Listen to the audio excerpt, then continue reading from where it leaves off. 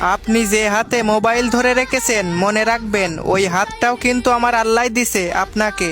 আপনি যদি আমার এই পবিত্র কোরআনকে একটা লাইক, একটা কমেন্ট আর একটা শেয়ার না করেন, আমি আপনাকে অভিশাপ দিলাম, আপনার ওই হাতটা পচে যাবে।